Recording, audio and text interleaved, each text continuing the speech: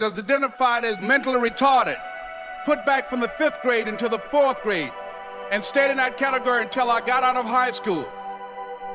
I don't have any college training, but I met a high school teacher who one day changed my life. I was waiting on another student, and when he came in, he said to me, "Young man, go to the board and write what I'm about to tell you."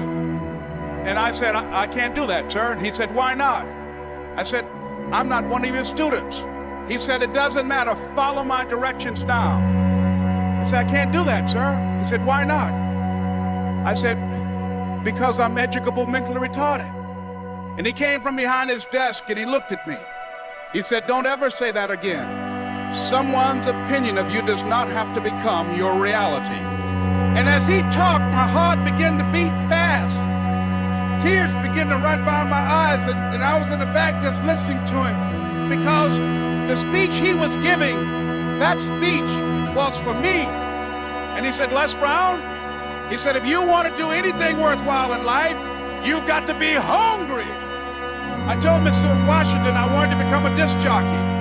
And so I started working to develop myself. He said, "I want you to practice every day being a disc jockey." I said, "But I don't have any job now." He said, "It doesn't matter." He said that it's better to be prepared for an opportunity and not have one than to have an opportunity and not be prepared. And as I was working to develop myself, I applied for a job as a disc jockey, WMB on Miami Beach. Went to a guy named Milton Butterball. I said, "How you doing, Mr. Butterball? I'd like to get a job as a disc jockey." He looked at me, he said, "Do you have any broadcast background?" I said, "No, sir, I don't." "You have any journalism background?" I said, "No, sir, I don't." He said, "We don't have any jobs available." I said, "Yes, sir." I went back to Mr. Washington and I told him. He said, "Don't take it personally." He said, "Most people are so negative, they will have to say no 7 times before they say yes." He said, "Go back again." So I went back again. I said, "How you doing, Mr. Butterball? My name is Les Brown." He said, "I know what your name is. What do you want?" I said, "I'd like to know whether or not you have any jobs at disc jockey, sir." He said, "Didn't I just tell you yesterday we didn't have any jobs?" I said, "Yes, sir, but I know whether or not somebody got laid off or somebody was fired, sir." He said, "No one was laid off or fired. Now get on out of here." I came back the next day like I was seeing him for the first time. I said, "Hello, Mr. Butterball, how are you?" He looked at me with rage. He said, "Go get me some coffee." I said, "Yes, sir." And I went to get him some coffee. After a while, I would get their lunch and dinner, and I would go in the control rooms and take the disc jockeys their food, and I would not leave until they would ask me to leave. One Saturday afternoon, while I was at the radio station, a guy named Rock was drinking while he was on the air.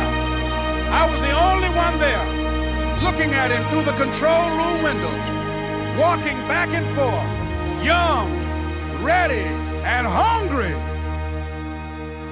Pretty soon the phone rang, and it was the general manager. And I answered the phone. I said, "Hello?" He said, "Les, this is Mr. Klein." I said, "I know." He said, "Rock can't finish his program." I said, "I know." He said, "Would you call one of the other DJs in?" I said, "Yes, sir." I hung the phone up. I said, "Now he must think I'm crazy." I called my mom and my girlfriend Cassandra. I said, "Y'all turn up the radio and come out on the front porch. I'm about to come on the air." I waited for about 20 minutes, and I called him back. I said, "Mr. Klein, I can't find nobody." He said, "Young boy, do you know how to work the controls?" I said, "Yes, sir." He said, "Go in there and don't say nothing here." I said, "Yes, sir." I couldn't wait to get behind those controls. I put on an old Stevie Wonder record called Fingertips. I sat down behind that turntable. I said, "Look out, this is me, LB Triple P, Les Brown, your platter playing papa. There were none before me, and there will be none after me. Therefore, that makes me the one and only. Young and single and love to mingle, certified, bona fide, indubitably qualified to bring you satisfaction, a whole lot of action. Look out, baby, I'm your love man." I was hungry.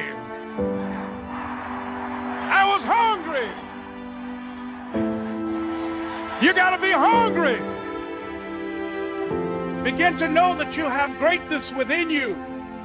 And if just one of you here begin to envision yourselves as being blessed and highly favored to reach your goals, if just one of you capture the essence of what that means, that you have greatness within you and a responsibility to manifest that greatness, that you can make your parents proud, you can make your school proud, You can touch millions of people's lives, and the world will never be the same again because you came this way.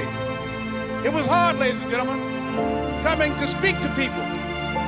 And I was facing financial difficulties in my own life. I was behind on my bills and my dreams, and I'm saying to them, you can live your dream. It was hard, ladies and gentlemen. It was very difficult to pick myself up each day believing that I could do it. There were times that I doubted myself. I used to ask myself, can I do this? And something said within me, you're the one. Don't give up on your dream. By continuing to push forward, by continuing to run toward my dream, that one day I would have my own talk show. It's a long shot, ladies and gentlemen, from Liberty City, an abandoned building on a floor, never knowing my mother or father. It's a long shot. Being here with you today in this dome in Atlanta, it's a long shot. No college training, labeled educable, mentally retarded, but I kept running toward my dream. Don't stop. Don't stop running toward your dream.